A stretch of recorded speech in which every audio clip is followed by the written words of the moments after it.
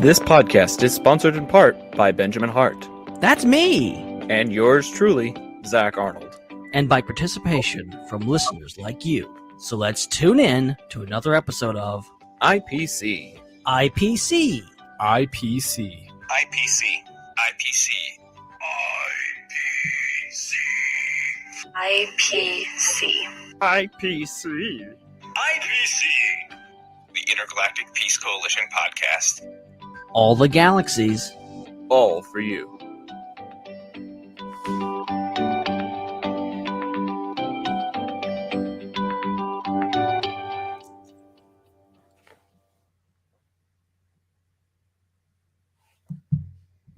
Hey, what's up, Peacekeepers? We are back again for another awesome episode of the Intergalactic Peace Coalition podcast, broadcasting live right here on Phantom Empire and coming to you through the power of wherever you listen to your podcasts. We are on Apple, we are on Android, we are on CastBox, we are pretty much everywhere except Spotify. I still haven't figured out how to get that damn Spotify up and working, but we will figure it out eventually. Welcome to the show. I am Zach, and joining me, as he pretty much always does, I don't think there's been very few episodes where I've done an episode and you haven't been on it. He's back for more fun. It's Mr. Ben Hart. Dude, welcome to the show. We have a chock full episode and not a whole lot of time to cover it in. So much to cover, so much to talk about. There's so much been happening. It's really bad when you do a show every other week because there's stuff happening every week and then you elongate that out, and a lot of stuff happened. But we got an awesome TV show to talk about. We've got an awesome trailer to talk about, and then some interesting news regarding the Marvel shows on the Netflix over there, and what's going to be happening to them. Yeah, let's go ahead and jump onto that real quick while we have that momentum and just maybe get it out of the way, because earlier today it was like announced / spread around the interwebs that there were notifications showing up when people were watching the Netflix Marvel shows like Daredevil and Jessica Jones, The Punisher, etc., that they were getting notifications saying it was leaving on March the 1st.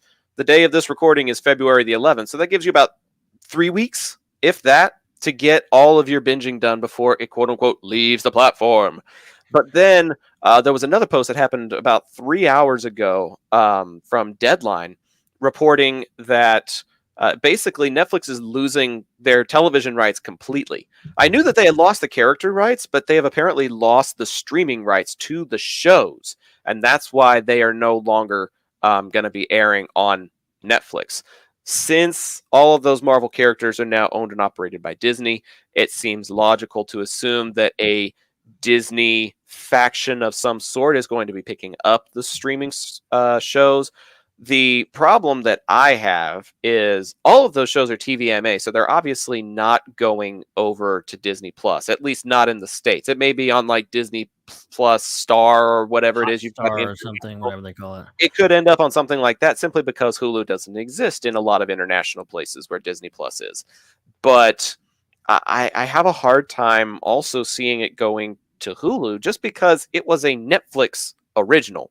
Seeing the Hulu logo blasted on front of it is just going to be really weird if that is indeed what happens. But here's the other problem. Pretty much every other Hulu show is either created with advertisements in mind, or it's already a network show that has those commercial breaks built right into it. It creates a natural flow for Hulu commercials.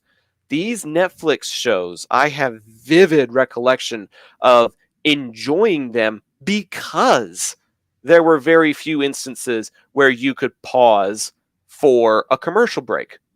If you are at that, whatever it is, $7.99, $8.99 tier of Hulu like I am, then how are they going to incorporate commercial breaks into a show that was specifically created to not have commercial breaks? Yeah, that's going to be interesting and also weird watching it and like going, oh, there's a commercial. This doesn't feel right because you've watched them, and we have watched all 3 seasons now, and I would love to watch them again. I don't have Netflix. I don't have Hulu either, so we'll see about that. But I would hope that they would just bite the bullet and just put it on Disney Plus. Do some kind of mature thing with Disney Plus, have parental guidance, whatever. They have parental things in there anyway, so I don't really see what the big deal is. I understand it's Disney Plus; they have the Disney name on it. They want to keep it squeaky clean, but they've got they put Free Guy on there. It's got an F-bomb in it. Like, it's not squeaky clean. So, come on. I think just things. I think this more has to do with just like taking it away from Netflix, because like, if you noticed, right after Spider-Man No Way Home, and then with Hawkeye, it was like the ratings on Daredevil just went sky high. It was like number 5 or number 3 on Netflix. Disney doesn't like that. Disney's not going to be, all over that. I think this was probably set in motion a long time ago. They were probably already, like, when they knew Vincent D'Onofrio was coming back as Kingpin, when they had Charlie Cox coming back as Daredevil, they knew that, like, okay, now is the time to, like, we need to get these things under our umbrella somehow, or just to get it away from Netflix. Maybe they're going to bury it somewhere. They just don't want Netflix to have it. Right. No, and I get that. It's about beating the competition, and right now Disney is definitely beating the competition. There's no disputing that. And let's be honest, there are a lot of really crass type of shows on Hulu, like It's Always Sunny in Philadelphia. Oh yeah.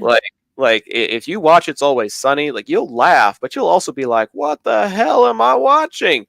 And there were moments where, when I watched Daredevil, I saw the Kingpin behead somebody using an SUV door, and I was like, what the hell am I watching?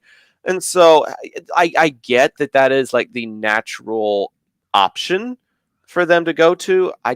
It doesn't mean that I have to like it, because Hulu, if you recall, had some original type of programming that was from the Marvel universe. Like, I think one of them was called Cloak and Dagger or something like that. Yeah, Cloak and Dagger and The Runaways were both on Hulu. Mm-hmm. Yeah. And, still are on Hulu, I'm assuming. And let's be honest, they both sucked. Like, their numbers were not impressive. They were not something that was widely talked about online. It just exists. It's like another Agents of S.H.I.E.L.D., kind of like a pocket universe of, like, they even had their own crossover. Like, they were together for a while, but, like, they're, obviously in the MCU, but not really. So, exactly. Yeah, but it'll be interesting to see where this goes. I'm very curious to know. But let's not forget that 20th Century Studios is creating an Alien spin-off show. That was announced not too long ago, probably like within the last year or so.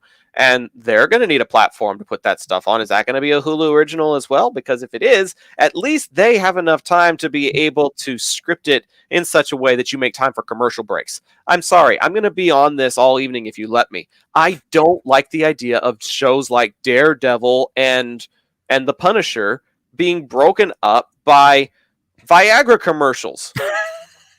It's like the moment after you're trying to process, you're watching Kingpin, like, slam a door on some guy's head, and it's really intense, and the next thing you know, they're trying to shell Charmin tissue.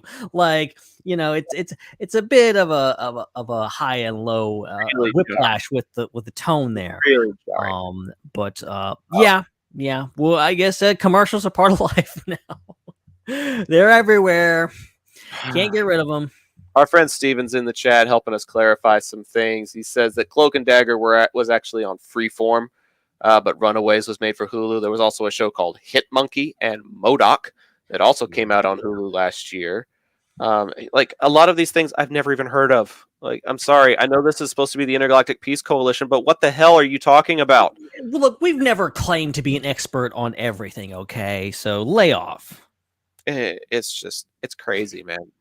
I like that there seems to be an idea that Disney is going to take over the responsibility. I don't like the uncertainty of where it could be headed and what the future holds for these streamers. I would hope that whatever platform they end up on, they also simultaneously announce that they're getting ready for another season of it. If you're going to have shows like She-Hulk on Disney Plus, you need to have your other superhero shows on Disney Plus as well. Because I still stand by my belief that we're going to see Jessica Jones make a cameo in She-Hulk. After, like, we did all that speculating about, oh, Matt Murdock's going to be in No Way Home. Like, this is a done deal. And then I went into the movie going, like, it's not going to happen. They're not going to do it. I just know they're not going to do it. It makes too much sense. And then they did it. So now I'm like, well, everything goes now. Like they will do this. Like, get Kristen Ritter back. Like all these guys, I think it's only a matter of time before they reassemble the Defenders and we get what we wanted all this time. But what I don't want is for them to diminish what the show is capable of by reducing it to a TV-14 program. The show was at its best when it was TVMA. So Disney's got to figure their stuff out where they can keep that mature ethos of what these shows were about while also incorporating them into their new television Marvel universe. There's got to be a middle ground in there somewhere, and I sincerely hope that they find it. Yeah, absolutely. Okay, so that's weird news.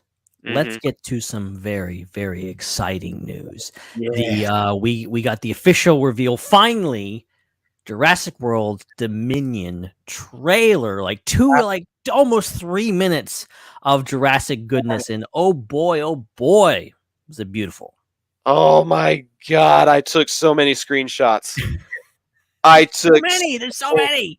So many screenshots. There's so many things in here that are like quote unquote money shots where you're looking at this going, oh my god, it's a Parasaurolophus running across the field with a whole bunch of wild stallions. Oh my gosh, you've got the Quetzalcoatlus attacking a plane. Oh my gosh, you've got Alan Grant back on the scene. The big three. Everything that I could have possibly wanted from this trailer showed up in it. Okay, we had even a brief glimpse of a Dilophosaurus, which up until Camp Cretaceous Season 4, we had not seen since 1993. Okay, like one very brief minute in Season 4 of Camp Cretaceous, and then a very brief cameo in this trailer. But other than that, we have not seen the Dilophosaurus in this form since 1993. People who played Jurassic World Evolution, I apologize. I understand that there are some things that are like loose canon that are incorporated into the games. But let's be real here. Unless you are a big-time gamer and a big-time dino nerd, there's just not as much of a niche as there is with a summer blockbuster flick like we're about to get with Dominion. And honestly, if you let me, I could gush about this one as well, because you've basically got the Avengers level teaming up that you're going to have for the Jurassic franchise. Basically, all the important people, the big three, as you mentioned, plus we saw Chris Pratt in action. We saw Bryce Dallas Howard in action. We saw one of the new characters flying the plane. So there's just a lot of new to experience with it being a true Jurassic World. And to open it with lines from John Hammond from the original movie was brilliance on Colin Trevorrow's part, because you have this instant nostalgia attached to seeing his vision, his dream, his hopes come to life, but in a very twisted and different way from what he had envisioned. And yet, still, it actually did come true. Yeah. I just love how this movie looks and how different it feels to the other Jurassic movies. Yeah. And, obviously, it is different. It's unprecedented what we're dealing with here. Real Jurassic World, dinosaurs now everywhere, and you can't escape them. And I guess it's the only way to get Alan Grant, Ellie Sattler, and Ian Malcolm to interact with dinosaurs again, because they sure as damn well weren't going back to any of those islands, okay? No, I think they were done with that. But it's funny because it's like, oh, there's no way in heaven or hell or high water that you'll ever get us looking at dinosaurs again. And nature's like, well, fine, we're going to bring dinosaurs to you then, damn it. But oh my gosh. I love it. The look of this movie is great. I love that some of it looks like a James Bond movie. There's so many different locations in here that, there's it looks something maybe Italian. I'm not sure. Could be Venice. I don't know. There's several different, and there's snow and all this kind of stuff. These really big locations. Obviously, we've never seen dinosaurs in these locations. And it's specifically just never seen a movie quite like this in the Jurassic franchise. It's great. I love the look of it. I love where it's going, and obviously so many dinosaurs and stuff that we've never seen before. Obviously, Dilophosaurus, one of the faves. One of the faves. I think the last time we saw one was either in season 4 or of there was a hologram one in Jurassic World. That was as close we've gotten since the 90s. That's true. I'd almost forgotten the hologram. Thanks for reminding me. And by the way, Steven, I have not watched season 4 yet. Okay, I don't have Netflix. Okay, but I'm gonna get on it. I'm behind on Superman and Lois. I haven't watched that. One of my favorite shows. I'm behind on Star Trek Discovery. So I'm so far behind. I haven't had any time to watch any TV. Well, Jurassic World posted on Twitter that each one of the big dinosaurs featured in the trailer also have their own emoji attached to the hashtag of their names now. Oh my gosh, that's amazing!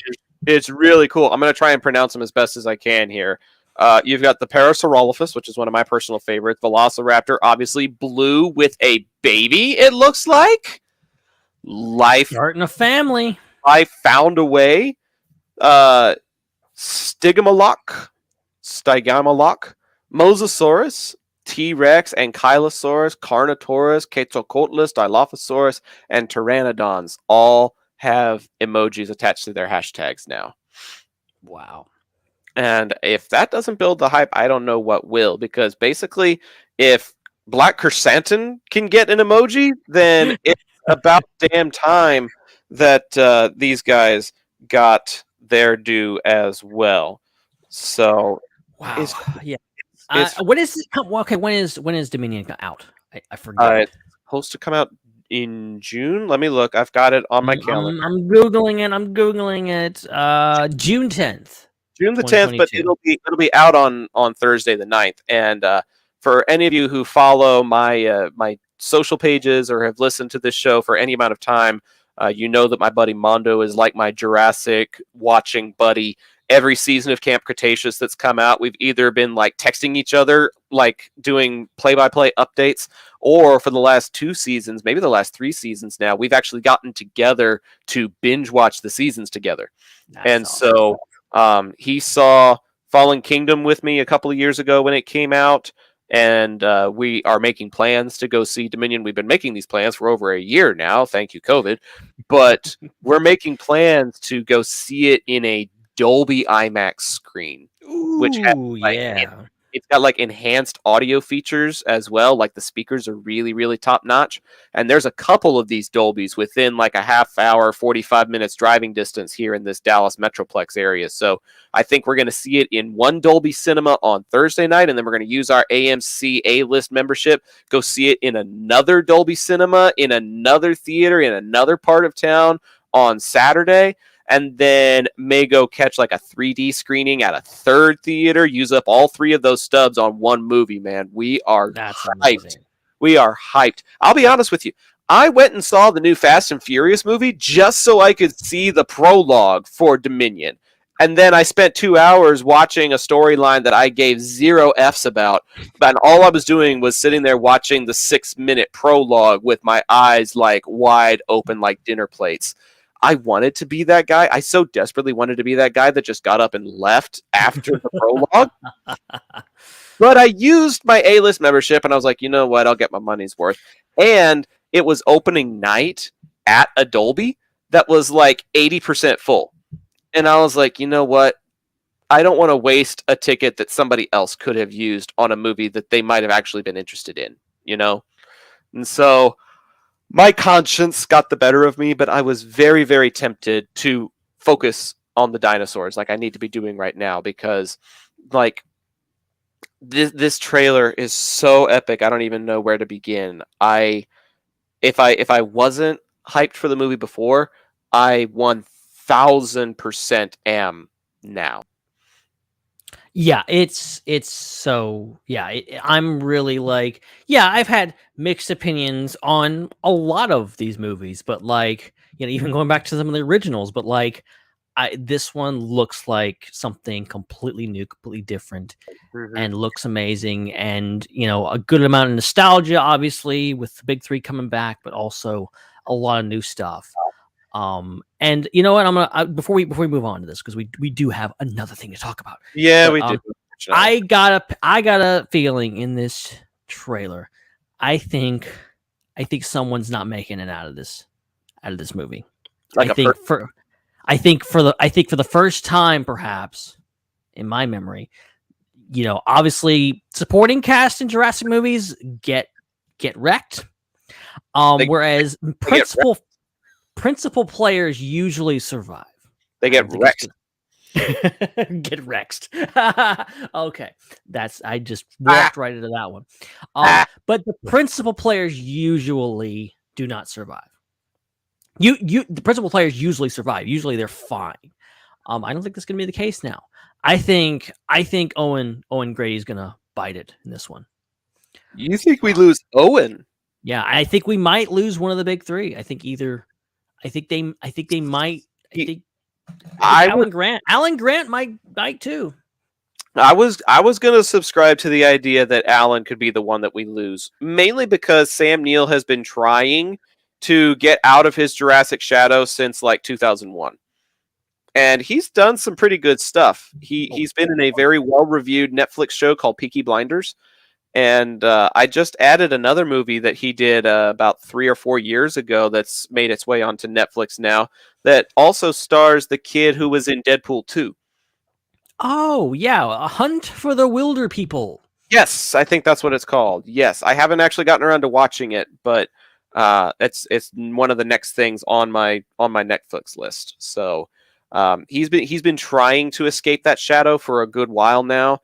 And even though he's probably going to be making bank on this movie, I could definitely see this being his last film and send him out kind of in a blaze of glory, a la Luke Skywalker. Make a big contribution, do something really, really well, and then you're done. Or I could see him making a deal with them, a la Harrison Ford in the Star Wars, saying, "Look, I'll come back for one more. I'll give it my all, but you got to kill me off." Yep. And then he'll come back as a dream in the next one. He'll be a fever dream that wakes up Owen Grady and tells him that he needs to keep going for Claire's sake or something like that, and be like, I think for Owen's character, I think he's had kind of an arc of like, he started out as kind of like he's careless a-hole, on again, off again with Claire. And I think he's gonna have a big kind of arc here that could culminate in some really big a really big moment. We'll have to wait and see. Maybe they won't kill anyone. Maybe it'll be fine. Just no one will die. It'll be the least bloodiest Jurassic movie. No. The stakes are far too high for that. People are going to be dying left and right. I mean, look at what happened at the Battle of Big Rock, for crying out loud. Trevorrow is trying to set this up where the age of dinosaurs is potentially usurping the age of man, and it's scary to think about. But out of the possible deaths that have been speculated in this movie, it's been more about the classic dinosaurs that people have been saying could potentially die. Where maybe this is the last movie for Rexy, or maybe Blue is gonna bite the dust, sacrificing herself for her new offspring, or something like that. Like, those are whether they have dialogue or not is irrelevant. Those are important characters in the Jurassic franchise. And if they get died off, I think people will be just as upset over losing them as they would over somebody like Owen, Claire, or Alan Grant.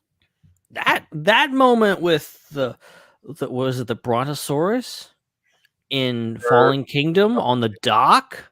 I'm gonna pause you for a second there, because technically Brontosauruses don't exist. Oh, really? By the strictest technical sense, it was originally called a Brontosaurus because they did not have a specific classification for it at the time. But a Brontosaurus is actually a amalgamation of the Apatosaurus and the Brachiosaurus. Oh. Scientists took parts from both of them together, thinking that they were a different type of dinosaur, and basically formed a Brontosaurus out of bones and remains from 2 different species. So Wow. I'm pretty sure the long-necked fellow you're speaking of, the one that dies on the docks in Fallen Kingdom, yeah? Yes. That would be a brachiosaur. Okay, that makes. I knew Brontosaurus sounded weird. I knew I didn't make it up. The dino showed up there for a second. I promise I'm not an a-hole, but I just thought no. I love that history lesson. I love because I love learning about this stuff, even though I'm not necessarily a dino nerd. Dino science there, yeah. And I know a lot of this stuff is recent. Like, there's a fun fact that, like, oh yeah, at the time of George Washington, like the formation of the United States, we didn't know about dinosaurs. They hadn't been discovered yet. Right. They had no knowledge of prehistoric creatures at that time. They didn't really have all that many in that region, and they didn't really have very many, paleontologists or archaeologists at the time. They were kind of focused on building a civilization rather than looking a lot for of other things to worry about. Yeah, they had this other thing to do, like go dump a whole bunch of tea in the water and contaminate the bay. Like, these people were straight up, like, environmental hazards for all the stuff. I'm telling you, this is just a bunch of hoodlums. I wonder whatever happened to those people. America. Okay, last question before we move on to another topic. We've been at this for almost a half hour talking about stuff that's not our main topic tonight. But Jesse, one of our patrons, sends us a question in the chat. If Alan Grant goes by dinosaur, which one gets him? See, that's, like he's iconic for, like, dealing with raptors, dealing with Rexy. I don't feel like Rexy's gonna take out anyone. She's the hero. Like, she's not gonna kill anyone. She only kills bad guys now. It could be a raptor, or maybe just a brand new dinosaur we haven't seen before. Well, we are supposed to get the Giga in this one, so that one's probably like the new version of the Indominus, more or less, if you will. Bigger, badder, more teeth, etc. So that'll probably be one of the many big threats. I could also see it. This is just me being a fanboy, if you will, but I could theoretically see it also being a Dilophosaurus. Yeah. Dilophosaurs are one of the few species that we have seen actually eat a human. The raptors, they attacked a few people and killed a few people in the first couple of movies. But the Dilophosaur, it seemed like, stayed for supper. And so when we're talking about dinosaurs that actually have some pretty strong confirmed kills, obviously you've got the big predators like the Indominus, the T-Rex, the Indoraptor. You've also got the Velociraptors from the Lost World in Jurassic Park. The T-Rex ate Gennaro, or at least chewed him in half. So there's a few that have those confirmed kills, but among that select, 5 or so out of the goodness knows how many species we've seen over the course of the franchise, out of those 5, one of the other ones that didn't get mentioned was the Dilophosaur. So I'll go with the dark horse pick and say if he does get eaten, maybe a Dilophosaurus. Yeah. And it has to be like the most heroic death ever, otherwise people will be mad. It does, but I also think it would be kind of ironic if it happens while it's raining and it gives like a little bit of a nod to Dennis Nedry possibly, or something like that. Like, there's plenty of stuff out there. Here's what I'm hoping, and this is a very small thing, and then we're done, I promise. I am hoping to see more Barbasol product placement. Not necessarily in a straight up can, but if there's like a Times Square type of area where there's just a whole bunch of advertisements running and stuff, I want one of those advertisements to be Barbasol. They've got to come back, man. This is, forget Verizon Wireless or Tostitos or Pepsi or whatever else has been a sponsor in the past. I need me some more Barbasol, buddy. Yeah, totally. I think like dinosaurs in Times Square, they've just taken over the place, and there's just the biggest sign in Times Square is the Barbasol commercial. Mm-hmm. Yeah, totally. Okay. Our main topic for the evening is a television show that does not have dinosaurs, but it does have a dinosaur-like creature that shows up towards the second I half. was gonna say almost you can almost say it has dinosaurs. You could make the case that it's got a dinosaur in it, whether you're talking about really, really old characters that show up or the particular creature that I was alluding to a moment ago. But before we talk about those creatures, we just want to give a special shout out to our patrons, particularly Joey Mays and Jesse Bennett. They are big time supporters of the program, and they are at the shout out friend tier on our Patreon page, patreon.com/IPC podcast. If you want that exclusive access, if you want that shout out, if you want that behind the scenes info, if you want to be able to participate in the influence and creation of topics here on the show, there is a special Facebook group that is just for you that you only get access to when you sign up on Patreon. It starts at like $2 or $3 a month. Like, it's super small to have the biggest influence like these guys do. So you can get access to the show notes, which I think we might have forgotten to do for this episode, but that's okay. You get access to that exclusive group. You get top billing during a top 5 segment. Anytime we do a top 5 show, like we might be doing one in 2 weeks, anytime one of those happens, you get to be put at the top of the list of those top 5 segments.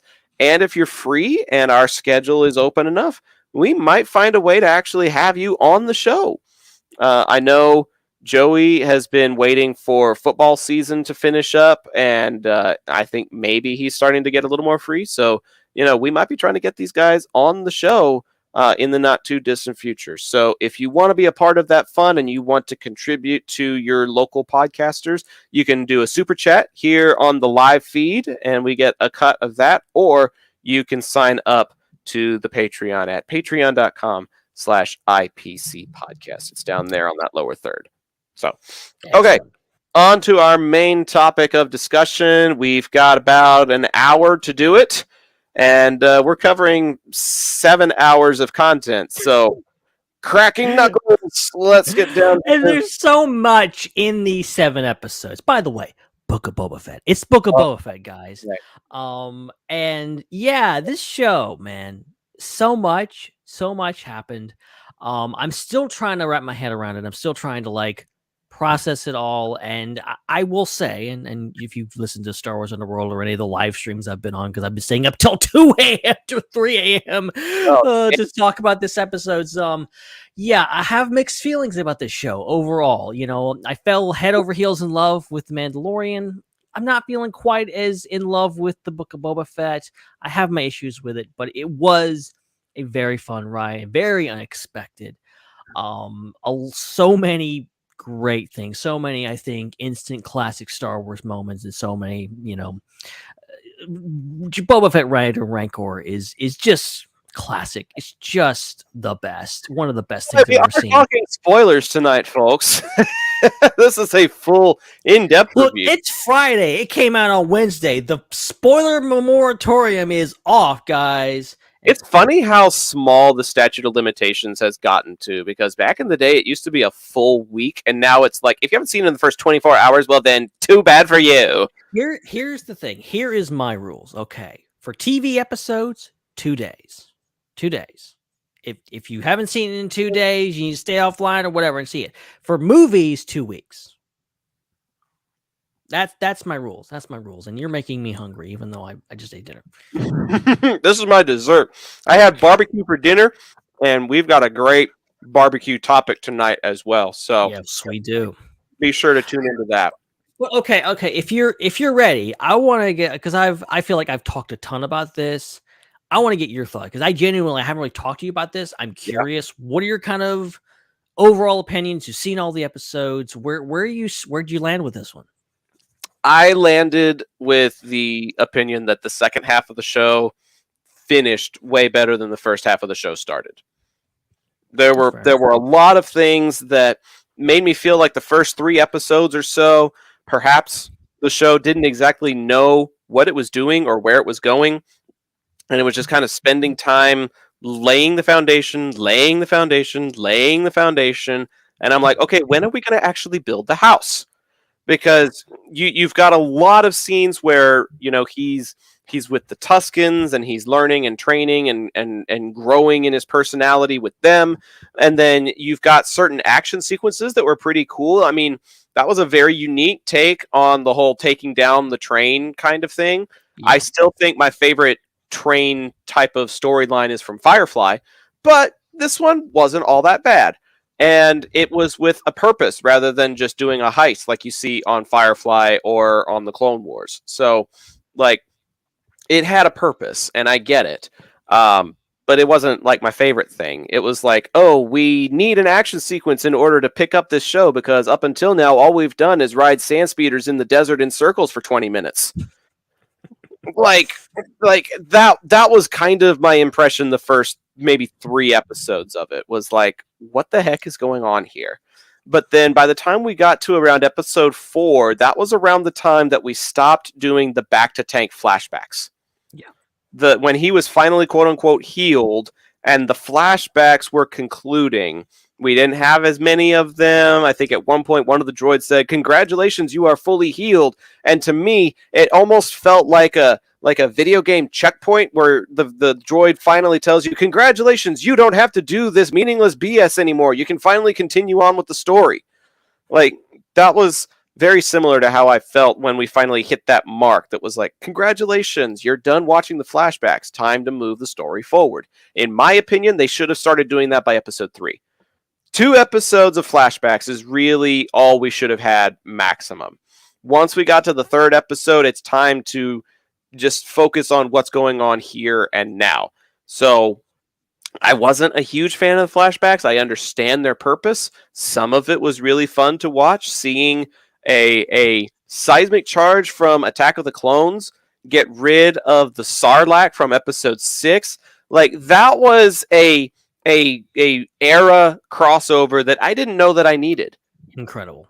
But it was still really fun to watch. So the show had some fun moments, but if I'm being completely honest, it was the people who directed episodes of Mandalorian that ultimately kind of saved the show for me.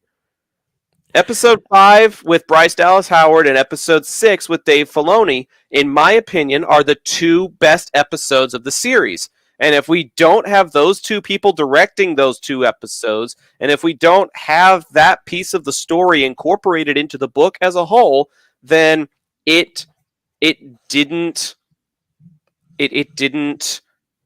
succeed. The show doesn't succeed as much as it ended up succeeding, is my point.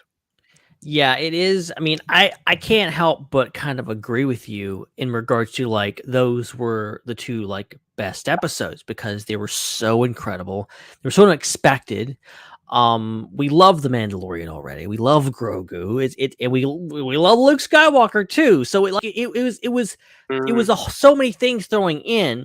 I still have to question the whole idea behind this and question why was it necessary to devote a whole episode to the Mandalorian, devote a whole episode to Luke Skywalker.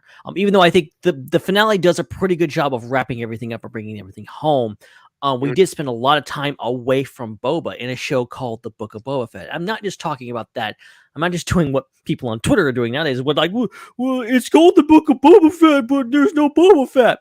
You know, I'm not just superficially. I'm saying I came into the show wanting a good, solid story for Boba Fett. As a longtime Boba Fett fan, I'm like, okay, finally, after 40 years, he gets the spotlight. He gets to have his own show. Let's do something interesting. And I think for the first few episodes, yes, they were a slow burn. And even I was getting like, okay, what are we doing here? Like, you know, episode 2 and 3 were a bit much. Episode 2, I think, was the best out of that thing. The first episode really didn't grab me. Second episode, I really loved, obviously. Train heist, everything like that was great. Episode 3 was kind of more of the same. Episode 4 was like kind of giving me it's kind of when I started investing in the flashbacks of like, okay, Fennec's here. We're doing this. Slave One's here. This is happening. And that's why I started really digging that, because it was mostly flashback and it was really interesting stuff that was answering questions that we had. And then we go off with Din Djarin and we do all that, which was amazing. I don't want to complain about this because I love those characters. I love the execution of those episodes. There's no denying they were absolutely amazing. Some of the best Star Wars I've ever seen in my life. Yep. But at the end of the day, you get to those last 2 episodes, it's like, okay, here's Cad Bane and blah, blah, blah, blah. And he's going to mention a few things from Clone Wars arc that never aired, and then he's going to die. And it's like, okay, what I would have preferred just take the episodes, take those brilliant, amazing, stunning episodes 5 and 6, and just move them to season 3 of Mandalorian. Let them exist over there. Let's give us a little more context for Boba's story. And that's what kind of bothers me. And it feels nitpicky, it feels petty, but I can't help but feel that way. Even though we got Boba Fett riding a Rancor and all this kind of stuff, so many amazing things, but I still can't help but feel like, especially now we don't know if there's going to be a season 2, you know. If there was going to be a season 2, I'd be like, okay, whatever, I'll wait around. But we don't know. This could be it for Boba Fett. I'm like, I'm not sure I'm satisfied. So in the finale, they made it sound like they didn't feel quote unquote cut out to rule Tatooine, and they're like, well, if not us, then who? Like, trying to leave it somewhat open-ended like that. But if you look at the wording of the social media posts, excuse me, had a little water there. If you look at the wording of the social media posts, then it says all episodes of the Book of Boba Fett now streaming. It doesn't say season 1 of the Book of Boba Fett, or, you know, the first 7 episodes of the Book of Boba Fett. Like, I'm a communications major, so like I take a look at the intentionality of words very, very carefully. When it says all episodes of, that implies to me that at this moment, Disney has no intentions of making a second season. That doesn't mean they won't ever do it, but it means that right now the plan is to move ahead with Mando season 3, the Ahsoka show. There's a lot of Star Wars happening this year, dude. Like a lot. Holy crap. We're getting, I think I counted 5 different Star Wars pieces happening in 2022, starting Bad with Batch, Andor, Mandalorian season 3 at some point, Obi-Wan Kenobi, May 24th, like so much. Yeah, so that's the other 4 on top of Book of Boba Fett. So there's just, and it's jumping all over the place because you're going like you're going back to Tatooine with the Kenobi show. You're going goodness knows where with Andor. You're going to, a lot of it actually is kind of focused on stuff that happens between episodes 3 and 4. Andor, Kenobi, and Bad Batch are all happening between 3 and 4. I'm just now thinking of that. That's interesting. But from what my sources have told me, even though there was a bit of an Omicron delay on the filming of Mando, I think it's fairly safe to think that Mando season 3 could happen around the same time Book of Boba Fett premiered in this year. Yeah, that's what I was thinking, because it like Mando did, like Mandalorian season 1 premiered, and then they immediately started working on season 2, like right as it was premiering. So that, and then it came out about the same time next year. So I think the same can be said for like this is like Book of Boba Fett as described before it even came out. The rumors was this was Mandalorian season 2.5, and that's exactly what it was. I guess we shouldn't have doubted that, because that's exactly what happened. For better or worse, whether you like it or not, this is where we had the last shot of this episode. This last episode was Mando and Grogu going off in hyperspace to set up season 3. So not hyperspace. Not hyperspace. You're right. You're right. The supersonic sublight engines. Super speed sublight, but it still made for a really cool iris out. Like I loved how in chapter 5 we're seeing them build this Naboo starfighter, another crossover that I did not know that I needed but was so happy to get. Like, to have that reference and to see them using a starfighter, and I'm sitting here listening to Pelly explain it, and she's like, it's fast, it's strong, it's small. It is pre-Empire, so it'll fly under the radar. It's got a lot of handcrafted parts, which is a personal touch that we all know Mando really likes things with a personal touch to them. Like, I know the Razor Crest was like his ship, but honestly, a Naboo starfighter fits his personality so damn well. And going back to the original thought that I had before, when they were building it, I was like, I don't know what they're going to do about that droid port, but I hope they dome it over so that there's room for a second passenger. And then what do? They make room for another passenger. Yeah. We all knew who was going in there. We all knew. We see what you're doing there. We all knew who was going to end up in that second compartment. For now, it'll be the bounty, the quarries that he goes after. But we all knew that at some point, eventually, I didn't think it was going to happen in Book of Boba Fett, but we all knew that at some point it was going to be Grogu that ends up in that co-pilot spot. And so it was satisfying. It made me happy to see that. It's amazing how out of all the things over the past, 8-ish years, we've been in this new Disney era of Star Wars. I didn't think that the Boba Fett show was going to be the thing that would have the most prequel references, specifically the most references to Attack of the Clones. And look, we heard those rumors years ago when they were talking about doing a Boba Fett movie. This was a rumor long before the Disney sale. They were talking about, okay, let's do a Boba Fett movie. There's no more Star Wars movies. Let's do a Boba Fett movie. And that's the whole thing. And they were talking about, oh, we're gonna recast him, and he's gonna be a man with no name anymore, and it's not gonna be Tim Morrison. He's not gonna have all that backstory from Attack of the Clones that nobody likes. Blah blah blah blah blah. And now they totally leaned into it. You totally got, it wasn't Mos Eisley. They were in Mos Espa, a location introduced in the prequels. You got the Naboo starfighter. You got all those flashbacks to Attack of the Clones and to a Camino.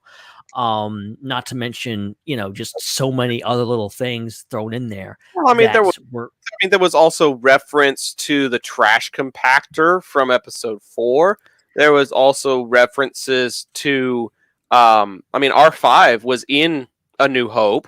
Yeah, and you had a BD-1. You got a BD droid from Fallen Order. There were a lot of references to the rest of the universe in this show. And I think that's what surprises me the most is that there's original trilogy references, prequel trilogy references, Clone Wars, Fallen Order, even the sequel trilogy to some extent, because the temple that's being built is the one that Kylo Ren eventually burns down. There's even sequel trilogy foreshadowing in there. In my opinion, and this is just my opinion, Book of Boba Fett has some of the most comprehensive Star Wars of anything we've ever gotten. It's a masterclass in a connected universe. Mm-hmm. It really, I think it's probably the show's biggest strength is the fact that it feels like it's in the Star Wars universe. I like the sequel trilogy, but those movies did their damnedest to not mention anything to do with the prequel trilogy, anything with Clone Wars or anything. Yep. They were their own things. Yep. And these shows are not that. And Book of Boba Fett is the culmination. It's the pinnacle of we're throwing in Clone Wars references, we're throwing in Rebels references, we're throwing in video games, even comic stuff. Chrysanthemum's right out of the comics. It's like they were a checklist. Let's try to get every single thing we could possibly, every single reference from every single Star Wars property imaginable in this. And of course, now on top of, more references to the holiday special and all that kind of stuff. It's crazy. Well, and then if you want to take it a step further, I know we see them in the Clone Wars first, but we could even argue the case that there's a bit of a solo crossover because the main antagonist is the Pike Syndicate. Absolutely. It came from the Clone Wars, but they're most prominent in Solo. So, and they're most developed and, the first live action appearance. So that's directly taken from that. And probably maybe not a coincidence that you've got Bryce Dallas Howard working on this, and she, her father was heavily involved in Solo. So, our friend Matthew commented in the Intergalactic Peace Hangout chat earlier today that our two main topics being the Dominion trailer and this TV show, this is basically a Bryce Dallas Howard episode. I'm telling you, she's having a year and a half like some incredible direction, and from what we can tell, some incredible acting in that thing where she's underwater and she's like having to hold her breath. So, oh man, Oh my gosh, that gave me crazy chills. stuff. Gave me chills. Like another one of those money shots that I was talking about earlier. But here's the deal. The Return of the Mandalorian episode, even though it did not have Boba Fett in it, it does have the Night of a Thousand Tears. It does have training with the Darksaber. And in my opinion, it also has allusions to what Mando Season 3 is going to entail. Because Absolutely. now that he's got Grogu back, that's a storyline we don't have to worry about in Season 3. And since he's been exiled from his clan, he is a very people person. Even though he seems solitary, he is like a family-driven type of person. And he's gotten a bit of a family on Tatooine with Peli and the gang now. But I think he's also going to seek out his other family. Now that he has reunited with Grogu, and now that he knows he needs to set foot on Mandalore in order to atone for his quote-unquote sins, I could definitely see him helping Bo-Katan retake Mandalore. Yeah, I think Mandalore is obviously showing up now. Like that's a given. He has now more than one reason, one very good reason and one kind of dumb reason to go to atone for taking his mask off. But you know, that whole thing, I think the tension between them is going to be so fun to watch because he possesses the Darksaber, so he could technically be the ruler of Mandalore and just be like a puppet ruler, the way Vizsla was supposed to be a puppet ruler for Maul. You know, he could be the quote-unquote face while Bo-Katan does the actual ruling. Or you know that it's an uneasy alliance as the two of them go into battle together because eventually at some point, possibly in the season finale, there's going to be a trial of combat of some sorts where she's going to try and win it legitimately from him in like a legit duel. I don't see a way out of this where Bo-Katan and Din Djarin don't fight. Like I feel like that duel is coming. Who knows? It might have already happened. I don't know. Like, because I feel because like that the whole thing was like he's trying to give it to her, and he's like, well, it's gonna be taken. Like maybe she would just attack him or whatever. I've always liked the idea of like Bo-Katan becoming an antagonist, and you know maybe being someone who's just driven by bitterness and all this kind of stuff, and just trying to get Mandalore back, and here this guy that doesn't even want it ends up with the Darksaber, gets up with the one thing she wanted. Hey, Katie Sackhoff and Pedro Pascal both have the range to pull off a dynamic like that. If they actually do that, then I'm all for it. That's gonna be incredible. It's gonna be incredible. Okay, back to Boba Fett. Back to Boba Fett. You know, the guy that this show is supposed to be about. We're getting as distracted as the show was talking about. That is the thing, though. I think that is like one of the things about this show. You spend like 3 episodes doing all of this backstory of what has Boba done lately, and it gets overshadowed time and a half by an episode that doesn't even have him in it. Is that the mark of good storytelling because it's got range, or is it the mark of poor storytelling and poor character development that we're talking more about Mandalorian than we are about the guy the show's supposed to be named after? And see, I think that's one of the failures of this show. I will be point blank. I will say it's a failure of this show that I feel like Mandalorian season 1 and 2, granted, 2 seasons of television, a bit more time, but still did such a great job characterizing Din Djarin and also Grogu, but I think Din Djarin especially, making him one of the most beloved Star Wars characters of all time in a short period of time. Are you talking about Din, or are you talking about Grogu? I'm talking about Din. Hey, Grogu obviously is in there. Din doesn't have plush animals selling by the millions and having people just talk about quote-unquote Baby Yoda, even though they have no idea what's happening in Star Wars. Like, like, I'm going to be honest. I know she's watching right now. Baby, I love you. But the whole reason I was able to convince her to watch Mandalorian with me was because of Grogu, not because of The Mandalorian. The only reason my mom is watching Book of Boba Fett because she knows Grogu's back. It's just a fact. I think people watch these shows for Baby Yoda more than they do for someone like Din Djarin or Boba Fett. Let's be totally honest for a second. Oh yeah, for sure. But that first episode that doesn't even have Grogu in it, I saw the outpouring, the reaction that episode got. It was astounding. And people have a connection with that character. A lot to do with Grogu and the fact that it's Grogu's dad. He's famous because he's got a famous son. But I think, that character, I think they did such a good job of developing that character and having him have such a great character arc, and people love him, and people by default also love Grogu. So now you going forward with that, you're like, okay, let's do that for Boba Fett. Boba Fett actually has a leg up because he has already a built-in fan base of people that already love him just because he looks cool. Just because he's a freaking badass, he looks cool. And I feel like they didn't do enough to think they were on the right track. I think the first few episodes, even though they were slow and they may have gone in a few different directions that they shouldn't have, they still were in the right direction of like humanizing him, making his turn to being more of a anti-hero or even a good guy make more sense, because he was a bad dude in the original trilogy. Going forward and developing him and giving him this new kind of sensibilities, I think was wonderful, but they just didn't go far enough. And then right when you get to like, I think episode 4 was like, great. I love that episode. Like, oh, this is fantastic. You're catching everything up. Now we don't have to worry about the flashbacks anymore. We're all dealing with the Flintstone Hay, and then freaking Mandalorian in the face.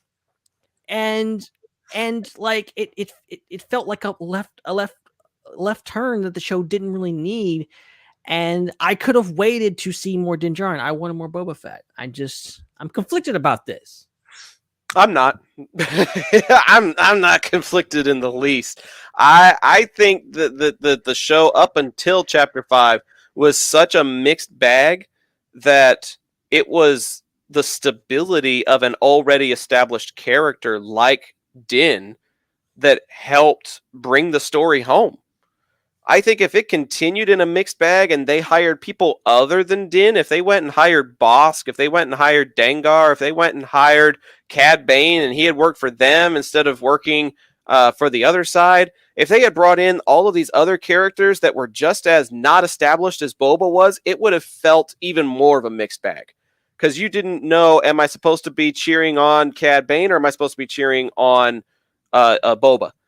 And so by having a stabilizing character that everybody knows, recognizes, and can anticipate what their reactions, motives, and moves are going to be, by bringing in that stability, I think his interactions with the other characters helped make those characters make more sense. And I know that I'm probably like advocating for, the Mandalorian being in a show that's not even his, but the interaction that they have in the finale where he's talking about, I'm with you until we fall. You already know that is a Din Djarin precedent. He is honor bound to follow through with his commitments. We don't necessarily know that Boba Fett is that honor bound. He hasn't backed it up with his actions all that much, save for helping rescue Baby Yoda in Mando Season 2. That's really the only example we've got of his character and his honor up until this point. Because right after he does that, he immediately goes to Tatooine and kills Bib Fortuna in cold blood. Like, do we know what this guy's about? No! But do we know what Din Djarin is about? Absolutely. And the dialogue that happens between the two of them actually helps Boba's character grow, in my opinion. I keep saying this. I keep saying it's in my opinion because I keep wanting to like only speak for myself. But when Din's honor-bound actions are playing off of an ambiguous character like Boba Fett, we get a better grasp on who Boba is based on how he converses with a character that we already know. And so when he says, you really buy into all that bantha fodder, it's like, okay, that's letting us know he doesn't subscribe to the Mandalorian creed, but he sure as hell is grateful that he is comrades with somebody who does. So he's almost like a Mandalorian agnostic to a certain extent. Like, Pretty he much. doesn't really know if it works or not, but he is open to having those conversations with people and is not opposed to asking them questions and asking them for help.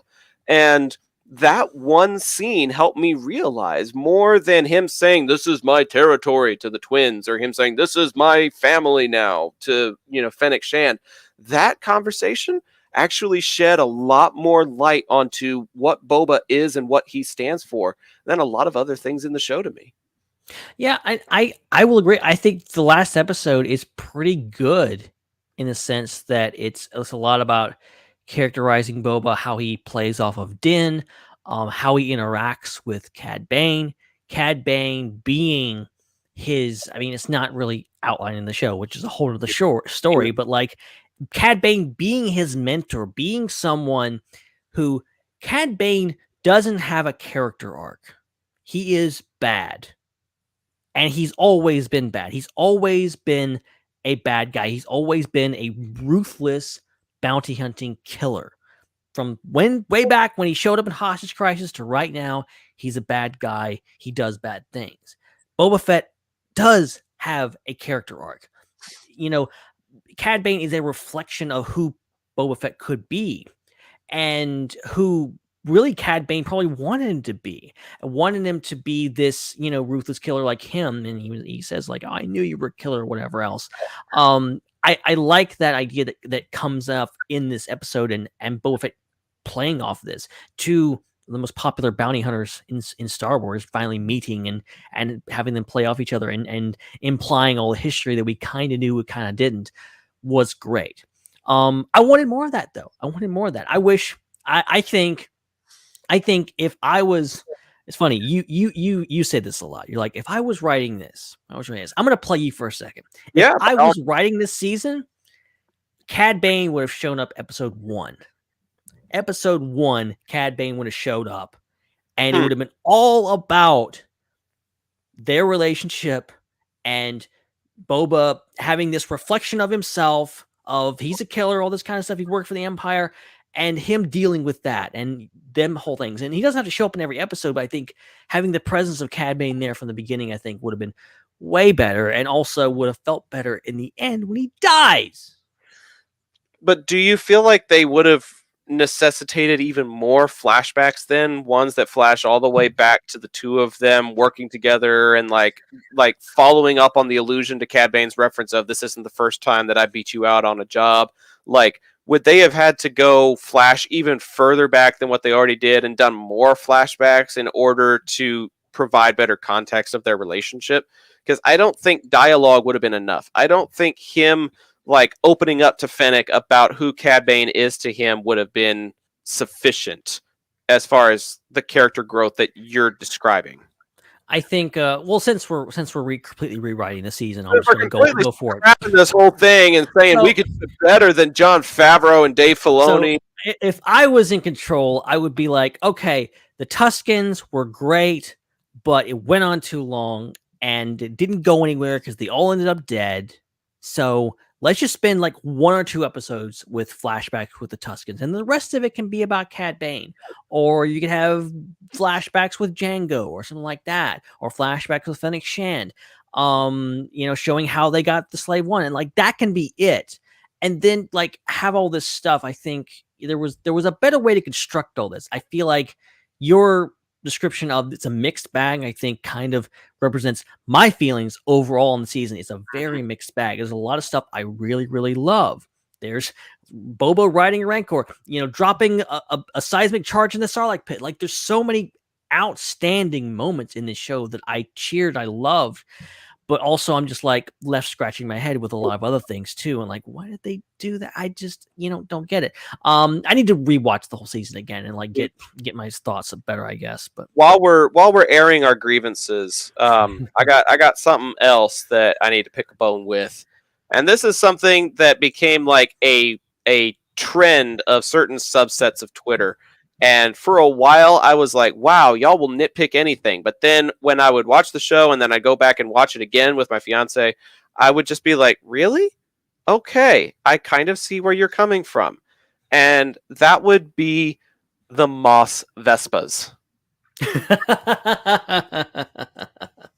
I like the idea of modified humans. I like the idea of a mod parlor. It reminds me of certain tattoo parlors that I service ATM machines for in my workplace.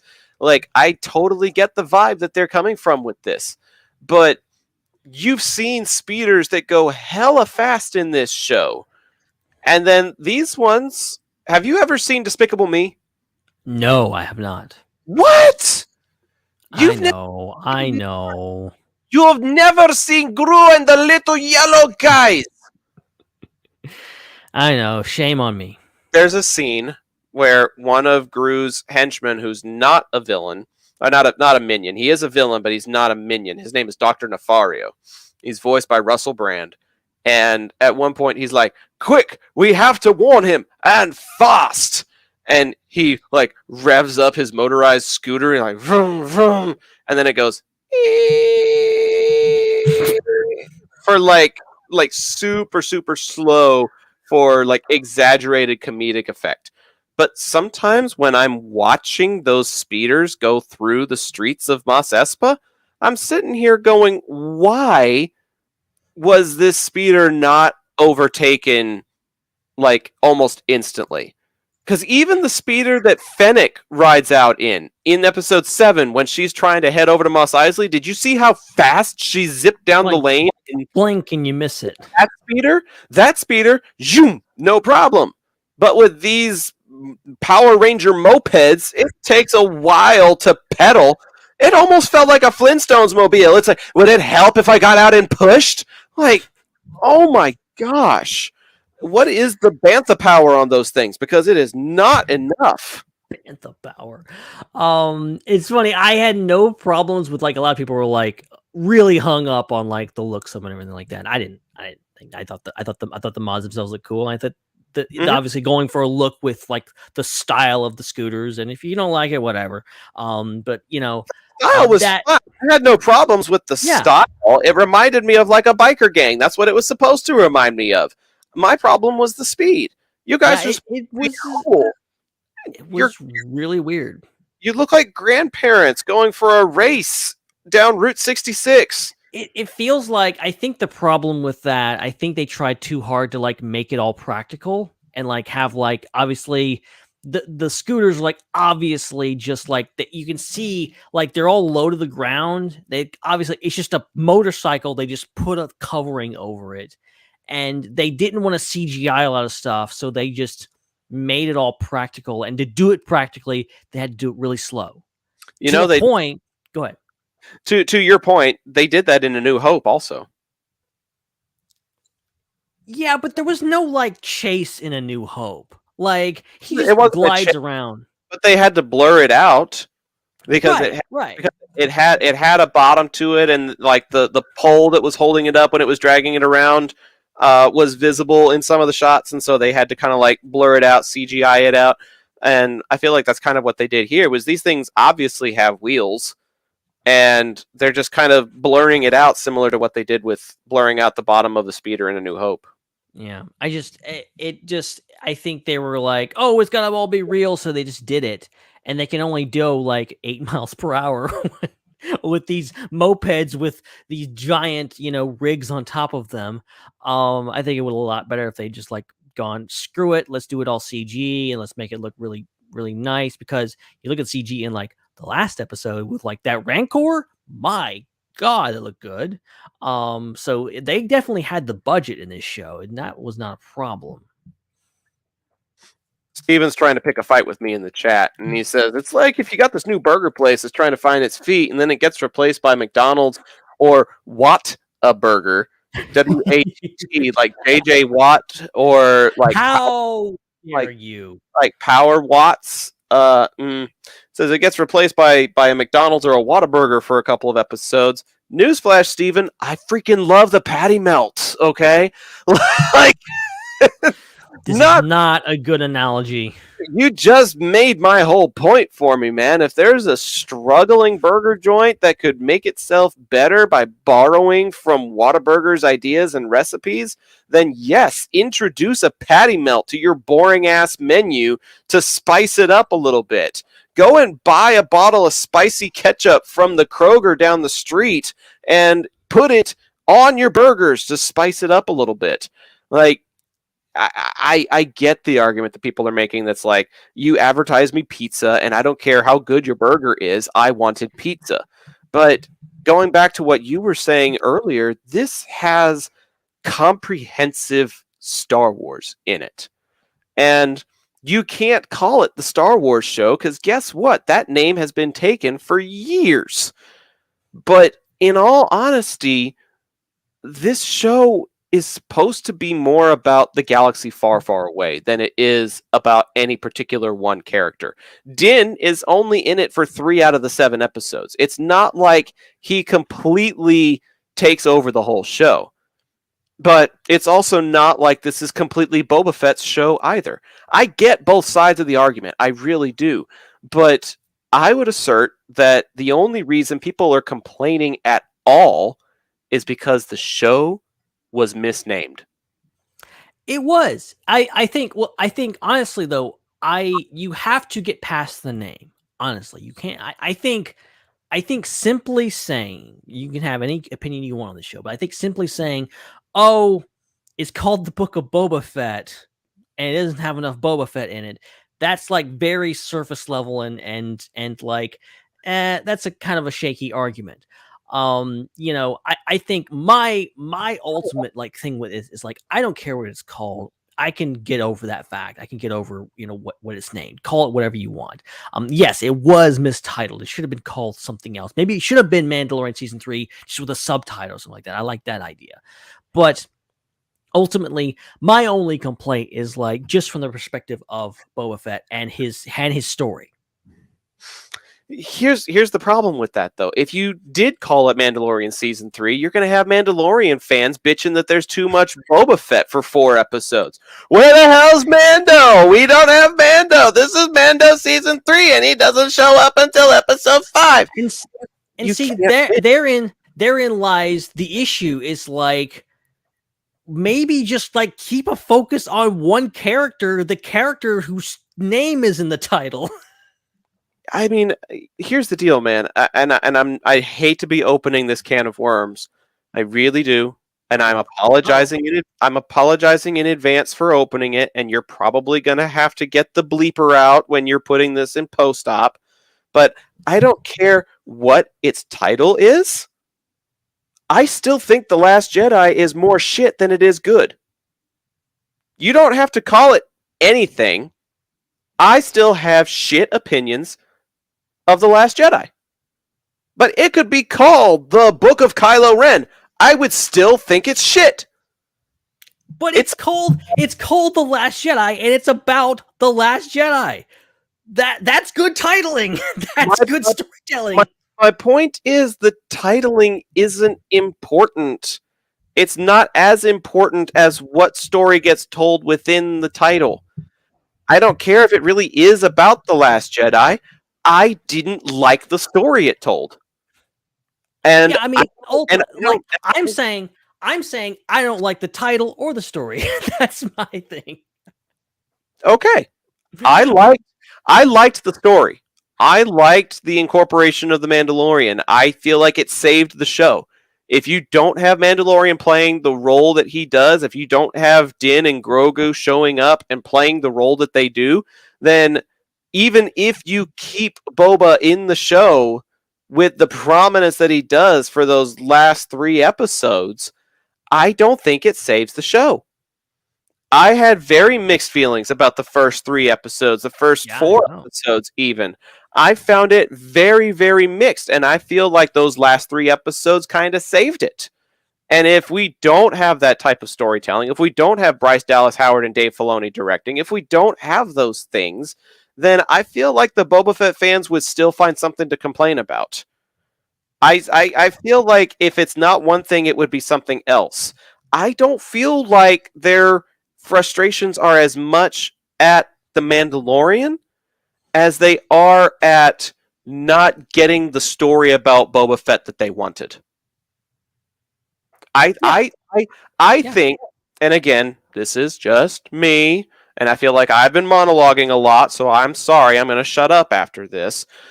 But I think having Boba Fett have a character arc was a risky move that was going to upset people.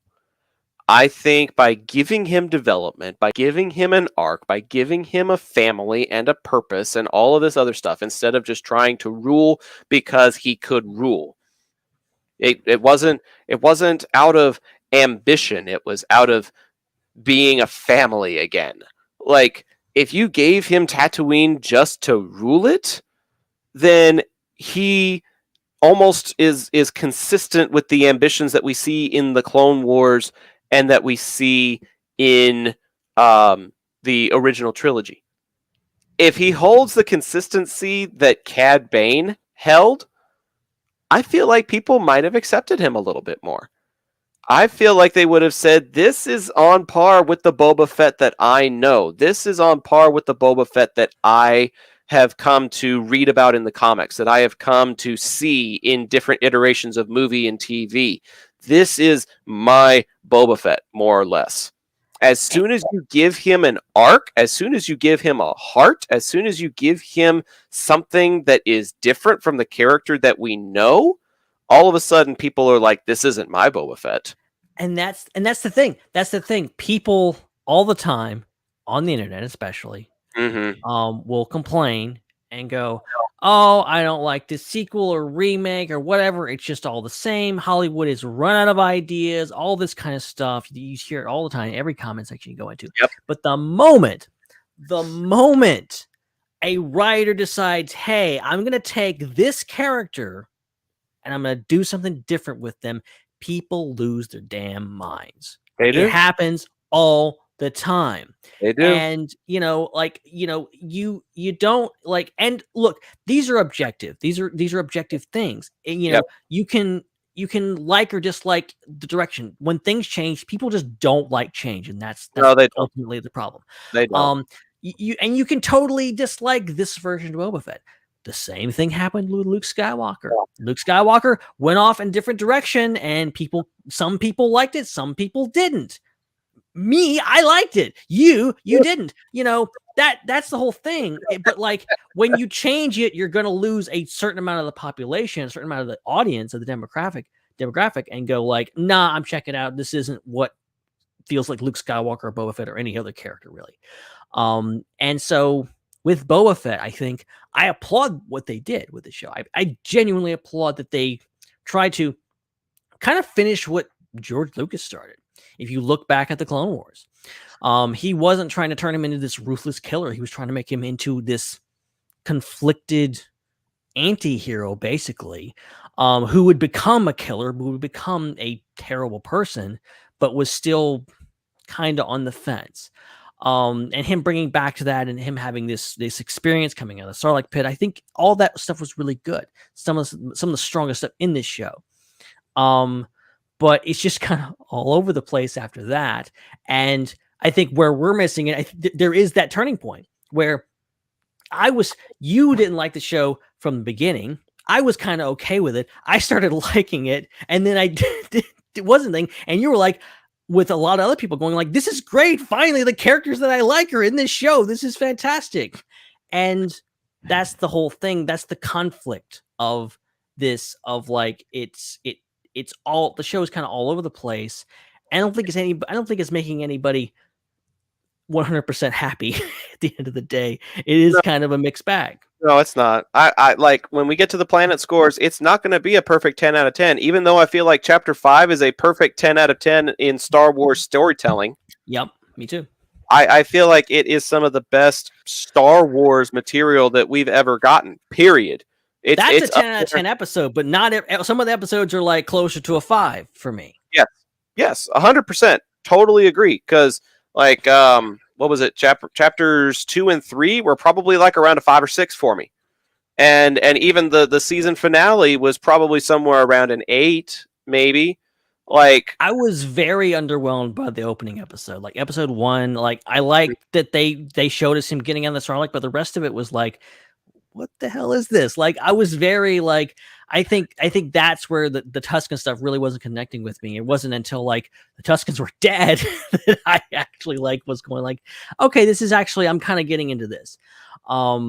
It's just, it is I think it hurt. It's weird because Mandalorian was so great and so perfect. It's hard coming into a new show and going like, this isn't. I can't just say that I love it. I love everything about it. No, it's more complicated than that. You have to have a nuanced opinion, and I know those aren't very popular on the internet these days. yeah, and what I'm gonna have to do for my overall planet score is I'm gonna have to average it out. Like I've got scores for basically every chapter. Like I just went through and was like, yeah, I'll give it this one. I'll give it this one. I'll probably give it this, and then this one's gonna get a 10. This one's gonna get this. This one's gonna get this. I gave the season overall last night of Star Wars Underworld an 8 out of 10. Now I'm after having this discussion, I'm like, I'm not sure I can give it that now. I think it's gonna go lower. Yeah, well, and what's funny is I came into this discussion.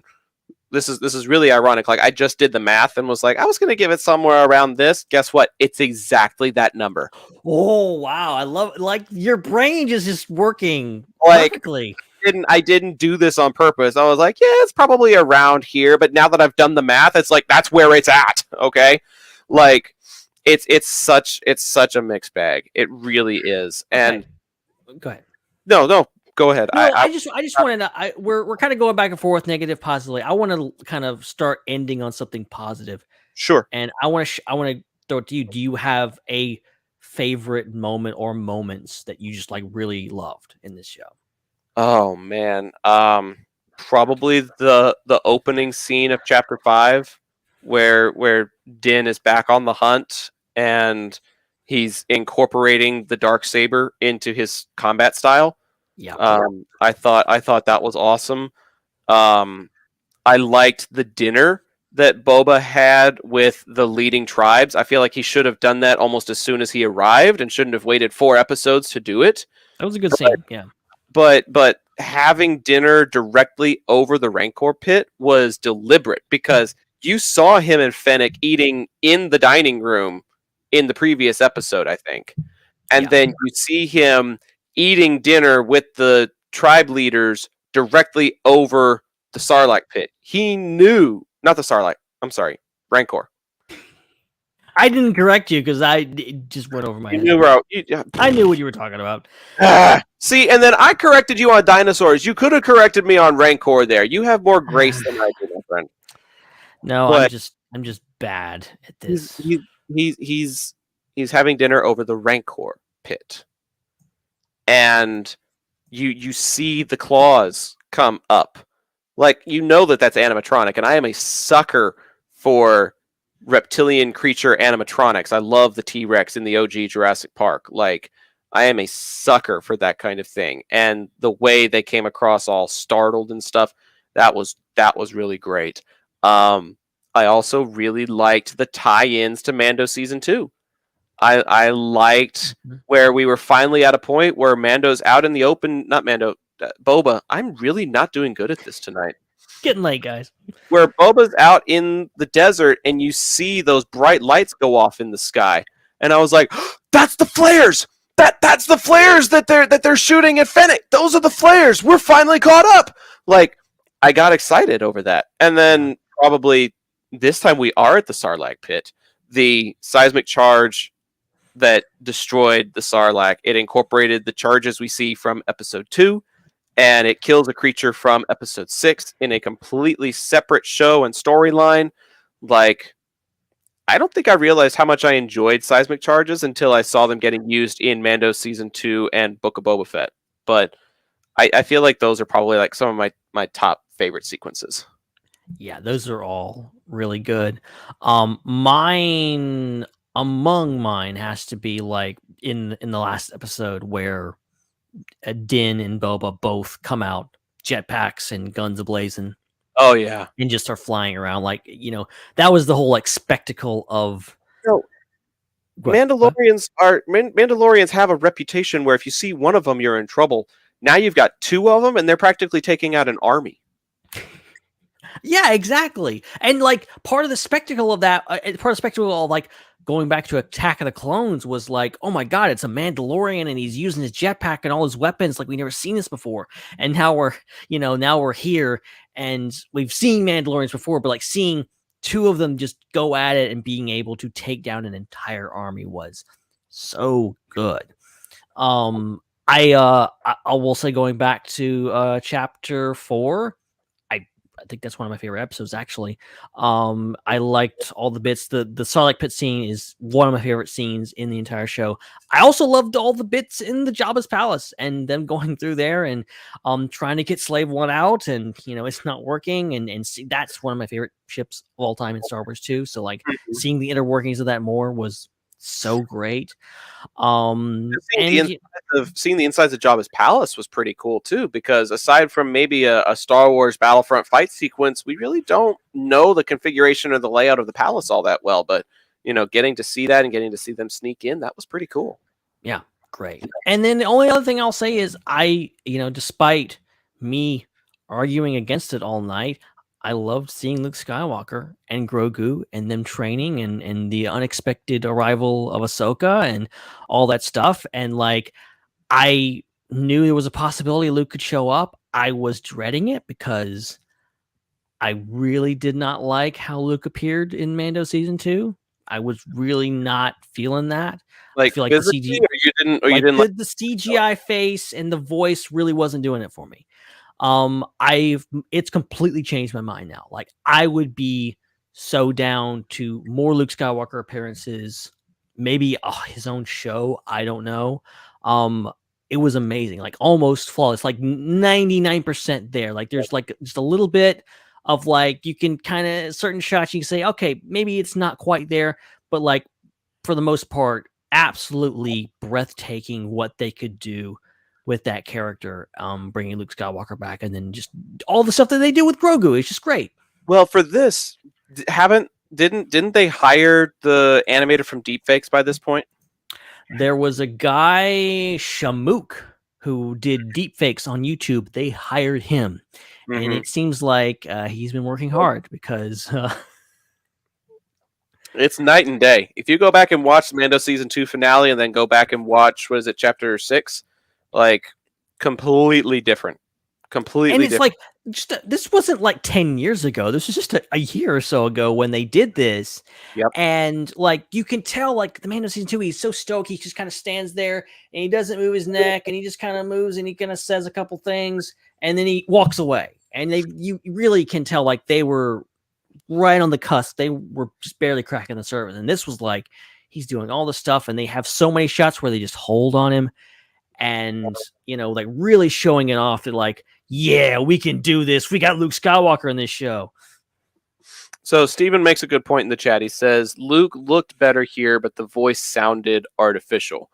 I will agree, but I will also say that I don't know if there's any way it could have been done any better. Here's the thing. Because what they did, correct me if I'm wrong, but didn't Matthew Wood take the old phonetics of Mark Hamill's vocabulary from the 70s and 80s and basically use those phonetic sounds and pronunciations in order to synthesize new words? They basically like took all kinds of audio and video, I'm assuming too, of Mark Hamill from B-roll footage, deleted scenes, interviews, all kinds of stuff, and just fed it into a machine, basically. I'm sure it's a lot more complicated than just feeding into a machine, but, basically took all this and combined it, and that's how they created this synthesized voice, which, it's maybe, again, kind of like the visual, it's maybe like 99.9% there, so like, it's not 100%, but I think it helps that Luke, especially in this time, is not a super expressive character, and he's not this bombastic. He's not like peak Mark Hamill. He's not even Last Jedi Mark Hamill that he's, so animated. He's a very stoic character, so I think that helps when doing this and trying to recreate him. That he sounds a little weird. Well, Luke kind of sounded weird in Return of the Jedi too. He was just kind of there. So I think it was as good as it could have been. In regard to this. Okay, another thing we haven't really talked about it much, but what did you think of the appearance of Cad Bane? How did you think that turned out? I was happy. I was happy to see him because I grew up on the Clone Wars. Like the Clone Wars TV show started in 2008, and I think Cad Bane made his first appearance like in late 08, early 09. I was like a sophomore in high school, dude. I was like childhood. I was like a sophomore in high school when that guy first appeared on the scene, and his reckless abandon and taking over the Senate and freeing Zero the Hutt was like, it was a big deal to me back in 08, 09. And then he just kept showing up in the show. He had several other appearances, and anytime he showed up, we were all really excited. And then after the box story arc, we didn't see him again until Bad Batch. And that was what, like a 8, 9, 10-year gap, something like that? I Like think it was 9 years, yeah. a 9-year gap between appearances. And when he came back in the Bad Batch, I was like, oh my God! And like, if he hadn't shown up in the Bad Batch, I probably would have peed my pants a little bit seeing him in live action here in Book of Boba Fett. But I feel like they did as best they could with taking an animated character design and making it real. Corey Burton provided the voice again, so it sounded very organic. And the dude's probably like 70 plus years old by this point, so there's bound to be some physical changes from when you're in your prime in your 30s to when you're 70 plus and still trying to work and bounty hunt. Like, I get that he's not going to look exactly the same, and I'm bummed that he got killed off, but I'm also a little bit relieved to know that he died in the line of duty. He wasn't one of those characters that was supposed to die of old age, and to know that he died earning his money was kind of satisfying to me. It's the one job that he actually couldn't complete, and rather than suffer the shame of having an incomplete job, he died doing what he was best at. Yeah. I liked. That's the only bummer of Cad Bane dying in this. No, show. it's a complete bummer. It's a complete bummer. I'm sad by it, but at the same time, the one word that I kept having from finishing up this season finale, and I want to spend a couple of minutes on that before we close, is just the season finale itself. But the one word I kept drawing from it was satisfied. I was satisfied with the way things finished. I was satisfied with the way things played out. I was satisfied by Cad Bane's death. I was satisfied that Din and Grogu were back together again. Like, it wasn't amazing. It wasn't mind-blowing. It wasn't the best season finale I ever watched, but I was satisfied. That I think that one episode was probably one of the most impressive episodes that they've done so far in regards to the scale and the length and what they did, not just, with, the softer moments between Din and Boba that you talked about earlier, or to the bombastic, Rancor rampaging through the streets. Like, that was all in all really impressive episode. I gotta go watch it again, man. That was a good. I really did enjoy that episode. So I think it was a great way to cap off. Yes, I wanted season 2 for reasons I've already outlined, but it was a pretty darn good finale. And a great way to kind of lead into season 3 and wherever else. It obviously expanded the universe so much. It did. It really did. Okay, we've been talking about like riding the Rancor into battle. We've been talking about, Cad Bane dying. We've been talking about, Din and Boba, flying onto the scene together. Those are all bits and pieces of an hour-long season finale. Mm-hmm. Let's spend a few minutes talking about that before we get to our planet scores. How did you feel about, these the two droids that showed up to wreak havoc on the city? The Freetown folk coming in to help save the day. The fact that Chrysanthemum just seemingly could not be killed, no matter how much they tried. What did you make of the season finale and the way that it tried to tie everything up? Yeah, like I said, I think it was a solid finale, and a very considering taking most minus the Tuscans, like all the elements that had been built up over the course of the last 6 episodes, and putting them together in this episode, I think was really well done.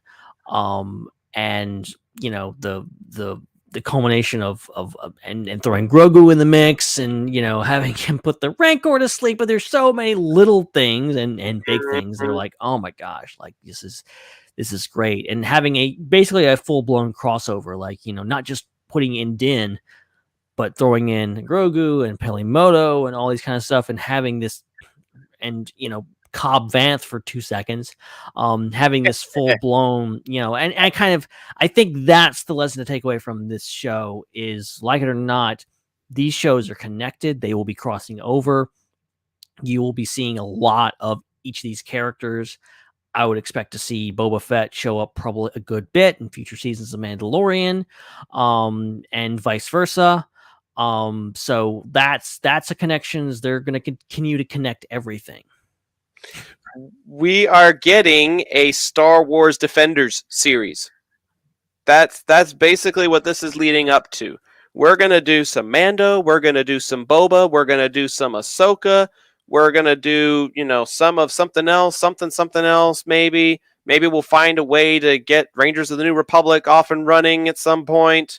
But I feel that all of these things happening in the same timeline, and now that we've got like these certified multiple episode crossover events happening, that eventually all of these people are going to have to team up for one particular large crisis. You're going to see Din, you're going to see Boba, you're going to see Peli, you're going to see Ahsoka, you're going to see Grogu, possibly even Luke, possibly Grief Karga. You're going to have all of these classic loved characters working together on some sort of mission. I can definitely see that happening. Yeah, that's coming. Expect more connections, expect more crossovers, because this is just the tip of the iceberg. So the Rancor pulling a King Kong, yay or nay? I liked it. It's a little bit on the nose. It could have been even more on the nose, because apparently in one of the pieces of concept art, there is literally a shot of the Rancor holding a female Twi'lek and climbing the building. May have been a bridge too far. I think they stopped at the right point, but it's still, I think you have a Rancor on the scene, you want to have a rampage for a bit. Yeah, I mean, a rampage was inevitable. It definitely was. And we've already had some Godzilla-like features in, like, the Zillo Beast on Coruscant. So it made sense. And I know that Star Wars is all about homages to classic cinema, but I'm with you that it felt probably just a little bit too on the nose. I did love the fact, though, that it became like organic versus machine, and the organic Rancor ended up winning against those two droids, because for the longest time, not even a Darksaber was cutting through it. Nobody's lasers were cutting through it. I wish our friend Dan was in the chat, but I think he's probably asleep right now. I believe those droids were concepts that were supposed to be used in the Clone Wars, or even in the prequel trilogy, and never got utilized. And they pulled from concept art of battle droids from the Separatist Republic and used them in this season finale, which I thought was cool. Yeah, that was a really cool touch of having just supersized droidicas, and also super durable. Even a Rancor couldn't hardly take them down. But having a big old monster kaiju versus giant robot battle in Star Wars, I could take it. I mean, man versus machine taken to the next level. I mean, it reminded me of Godzilla versus Mechagodzilla from the Godzilla versus Kong movie that we just Heck had not yeah. too long ago. Like, there were definitely some vibes of that particular nature, but it didn't take away from my enjoyment of the finale. Like I said, it's probably a solid 8 out of 10. Some of the storytelling didn't make a whole lot of sense. I was kind of surprised that the folks of Freetown could hide behind a stone wall and they wouldn't have that wall blasted to smithereens by giant these giant droids. Like, when even in my suspension of disbelief, there are some times where I see like a droid arm just cut through a pillar trying to go after somebody, but then 2 minutes later it can't blast down this wall. Like, like, like, where's the disconnect? What am I missing here? But without question, Chris Santon was probably one of my favorite characters in the whole show. I I Same. I loved his menacing appearance in episode 2. I loved that he actually pulled somebody's arm out of their socket, which is something Wookiees have been known to do, but we've never actually seen it happen outside of the Lego form. Finally. The what do they call them? The electric knuckles were a great touch, especially when he's actually in combat with the pikes. I know the fight scene with the Bacta tank was kind of a little weird thing. It's like, okay, he broke his back and then he stood back up again. Like, how did that happen? But overall, I like that he started out as just a bounty hunter gladiator, and some of his story was told when they were at the Oasis, when they were at the sanctuary, and his character grew from being just a gladiator bounty hunter to being a part of Boba's family now, which was really cool. I'm glad that he got that development. I'm glad he didn't die, because he may be, no disrespect to Chewbacca, but he may be my new favorite Wookiee. I might agree with you. Because it's good stuff. I loved his facial expressions and all that kind of stuff. And, he's very expressive in the eyes. Obviously, they did a lot of work with the prosthetics and whatever, making him a lot more, and just the making him a tank. Like, we always knew that, Chewbacca was very powerful, but like Chrysanthemum is like freaking unstoppable. Yeah. And that's what I loved about it. That's part of what I loved about him, was he could not be stopped. He took on the mods, Boba, Fennec, and the 2 Gamorrean guards in that throne room, which means it was like 1 versus 8, and he was still alive. That's freaking unbelievable, man. I love that he throws a pike and then before he hits the ground, shoots him. That's great. That reminds me of like some of the stuff that Chewie uses his bowcaster for, Yeah. Gotta love a giant hairy beast with a giant gun. You really do. It's hard to complain about something like that. And even though we have issued quite a few complaints, I think it may be time to go ahead and do like our overall ranking for this show, because we do have one more segment that is somewhat related to what we've been talking about. Indeed. And then we gotta call it a night. So, time to give our like official ratings of this show as a whole. Do you want to lead off, or do you want me to lead off? I think I have my thoughts collected for the most part. Right. Like I said, there was a lot to love about Book of Boba Fett. There's a lot I loved about this show. There's a lot that didn't sit right with me, that I felt that could have been done better, could have been I just kind of left wondering, like, Favreau, Rodriguez, what are you doing, guys? There's certain things that I think could have been done a lot better, but as the sum of the parts goes, it was a very enjoyable show. Some episodes were subpar, maybe something I may not go back and watch for a long time. Other episodes were absolutely some of the best Star Wars that I think has ever been created. So it really was a mixed bag, because I genuinely adored most of this show. There's just a few things that I'm like, I'm not feeling this.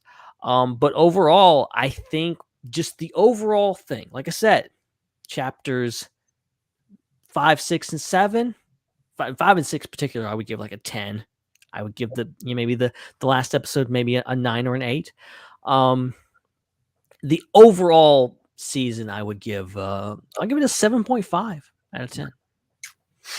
Okay, so like I said earlier in the show, I'm looking at giving numbers to each of the chapters and then averaging them out. That's the only way I can justify the score that I'm giving it. Chapter 1, I gave it a 6. Chapter 2, I really liked the train scene. I really liked I think chapter 2 was the one where he does the dance with the Tuscans at the end, right? Yes, I believe it's the one with the lizard and everything. The tribes of Tatooine. No, where he's doing the ceremonial dance and being incorporated into their tribe. I'm pretty sure that's right. chapter 2. Chapter 2, I would give a 7. Streets of Mos Espa, I would give a 6. Gathering Storm, I give a 7. Return of the Mandalorian, I gave a 10. From the Desert Comes a Stranger, I gave a 9. And In the Name of Honor, I gave an 8.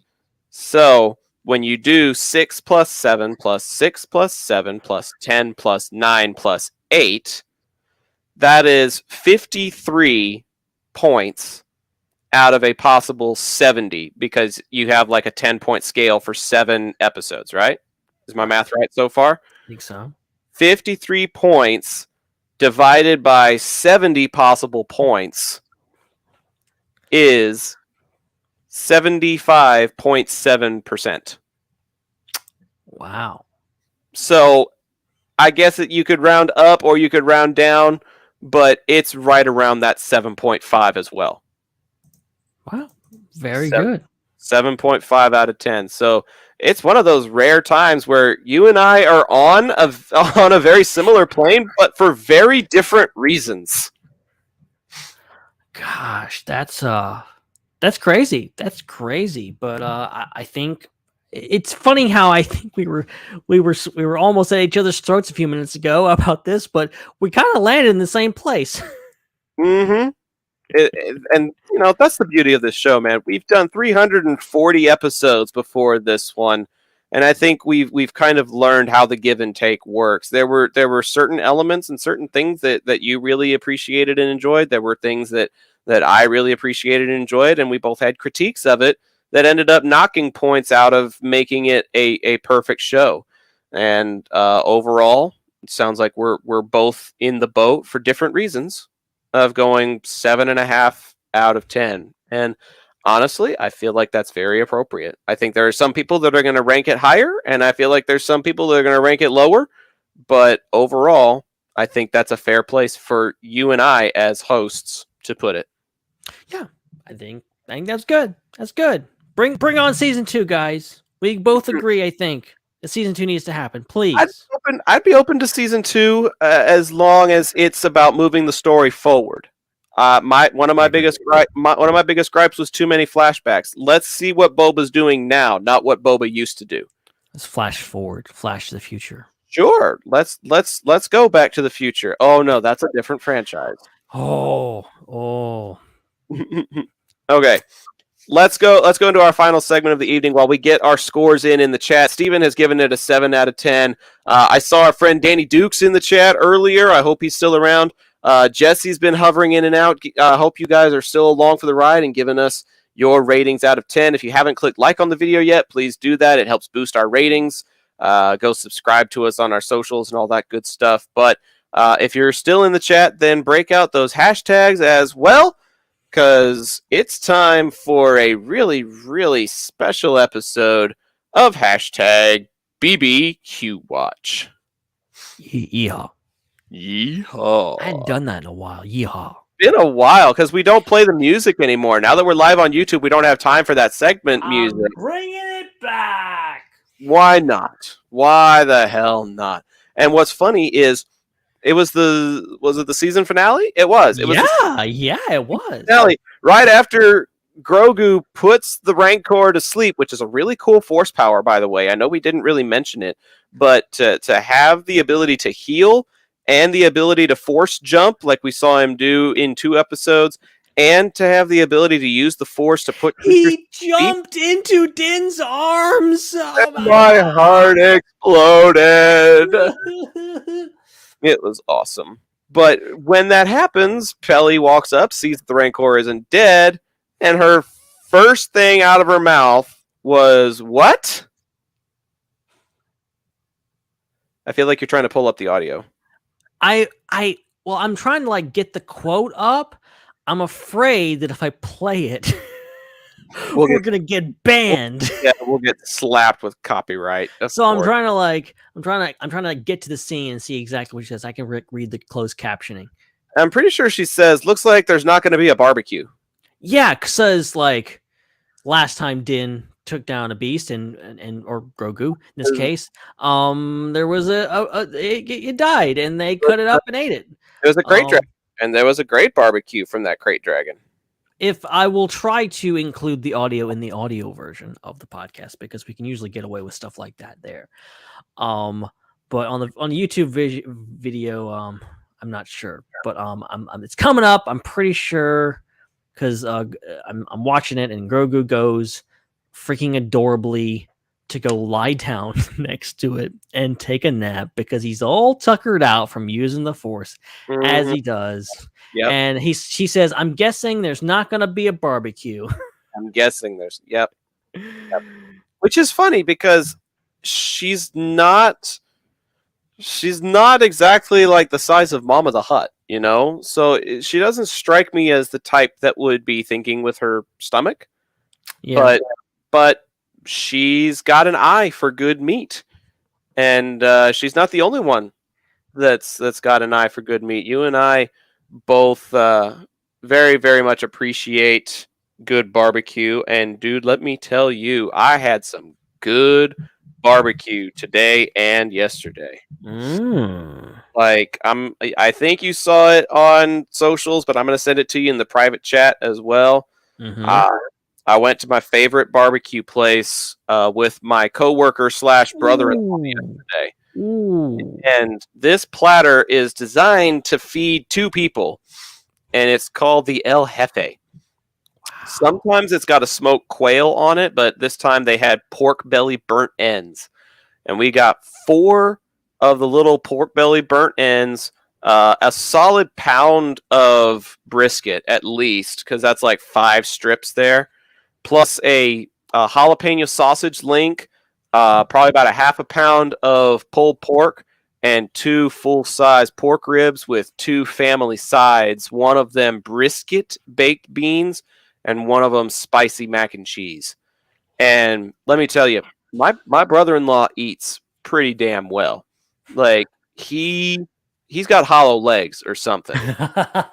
He's one of those. He claims that he had a pretty big dinner at 9:00 the night before, but he really loves Carolina pulled pork because he's from South Carolina, and he ate pretty much all of that pulled pork. Oh yeah, underneath the sausage, there's also like 3 big slabs of turkey underneath there too. Dang. So you got one.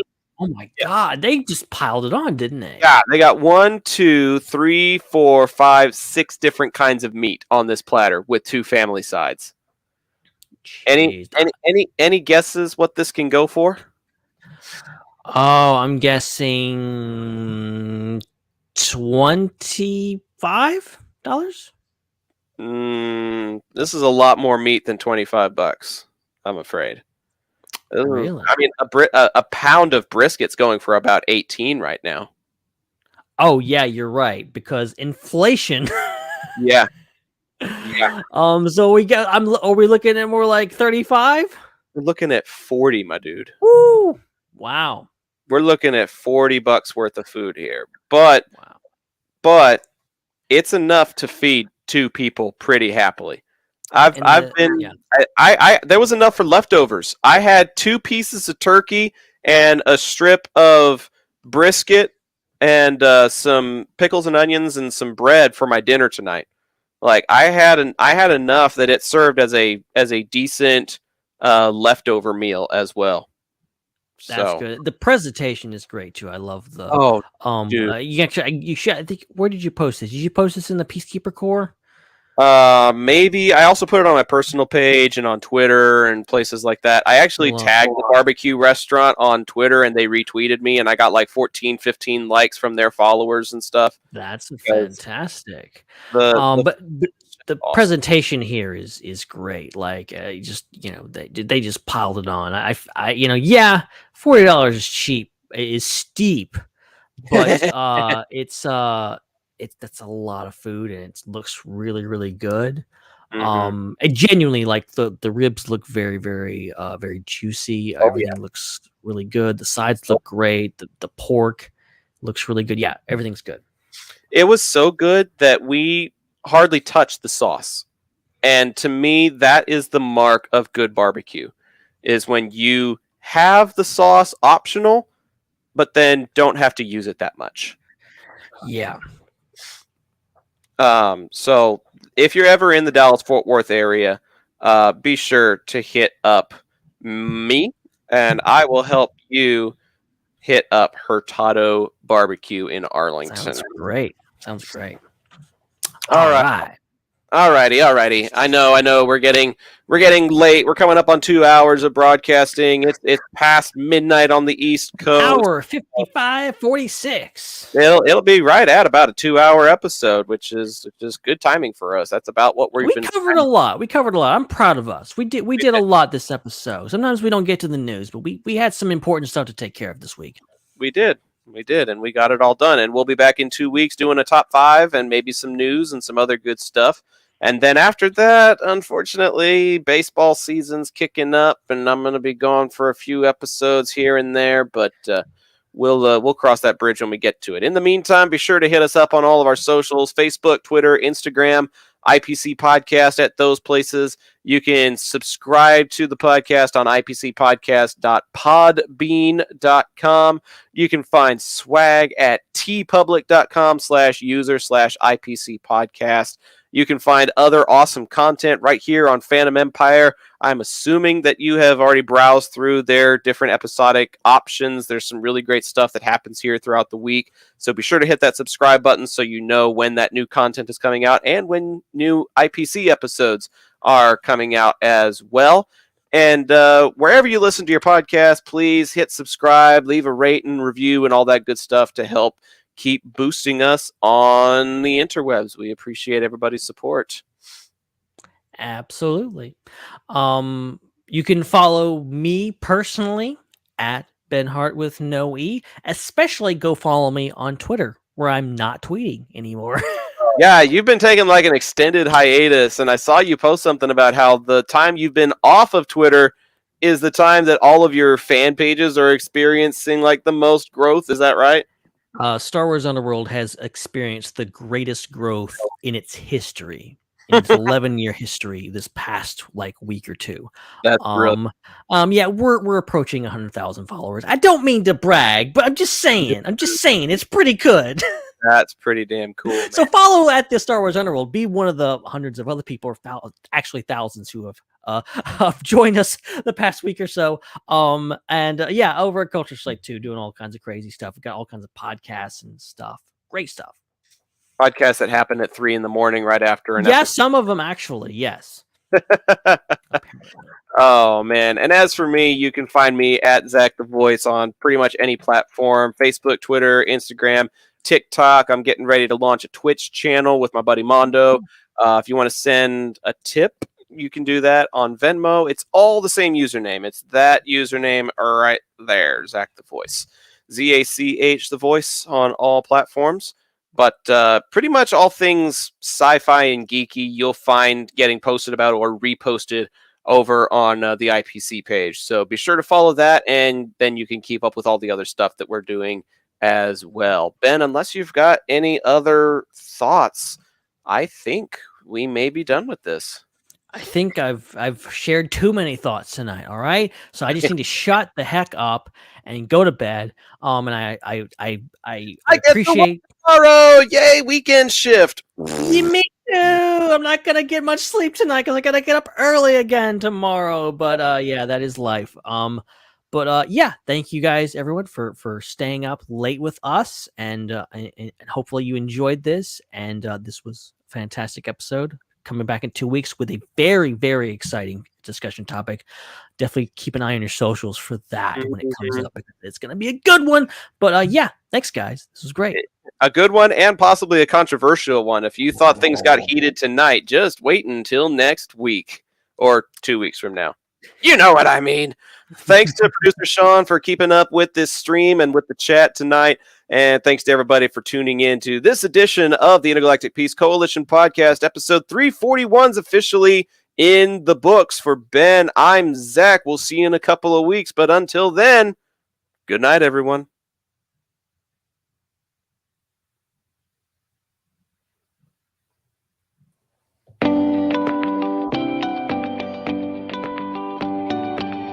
This podcast is sponsored in part by Benjamin Hart. That's me. And yours truly, Zach Arnold.